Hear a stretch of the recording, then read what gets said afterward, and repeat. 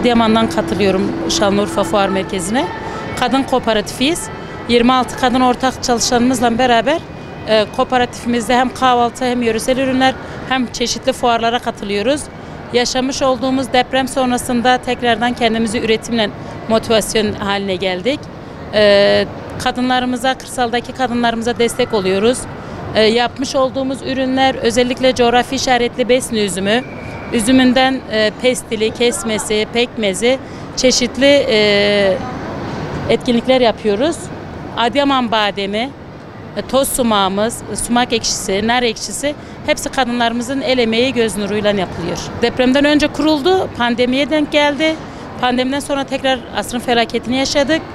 Tekrardan kendimizi iyi hissedebilmek için yeniden üretimle ayağa kalkmayı hedefledik. İnşallah güzel yol alacağız. Kırsaldaki kadınlarımızı sosyal hayata teşvik etmek, kadınlarımızı iş hayatında görmek ve özellikle coğrafi işaretini kaybetmiş Besni üzümünü tekrardan pazarlama sıkıntısını ortadan çözmek. Şimdi pazarlama konusunda sıkıntı yaşanılıyordu. Bunu da insanlar bağlar, hani üzüm satılmayınca bağlar tekrardan sökülmeye mahkum kaldı. Biz de kooperatif olarak bunu tüm illere, fuarlara katılıyoruz. Besni üzümünü tanıtıyoruz, reklamını yapıyoruz. Hani bu yüzden tekrar kırsaldaki kadınlarımız olsun, yerel çiftçi olsun tekrardan pazarlama sorunu ortadan kalkarsa tekrardan üretime teşvik edildi. Kadınlara hiçbir zaman hiçbir kadının yapamayacağı şey yoktur. Cesaretli olsunlar. Kadının başaramayacağı, açmayacağı kapı yoktur. Biz de Adıyaman'da asrın felaketini yaşayarak hani bunun bir göstergesi, örneği haline olmuş oluyoruz. Pazarlama şimdi üretimi her zaman olsun. Pazarlama sorunu ortadan kalkmazsa üretim yapılmaz.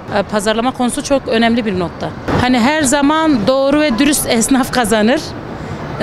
Pazarlama konusu için de yine maliyetli fiyatları hesaplayıp ona göre yapmaları en güzelidir. Tabii ki gıda hijyeni, hijyen sertifikaları alınması, gıda mühendislerinin denetiminde yapılması bunlar önemli faktörler. Son olarak kadınlarımızı hepsini üretime davet ediyorum. Çünkü sürdürülebilirlik olması için üretim, daima üretim. Çocuklarımıza, yeni nesillerimize iyi bir gelecek hazırlamak için en başta üretim. Herkesi bu yüzden dolayı tüm kadınlarımızı üretime davet ediyorum. Başta ilk önce üretim.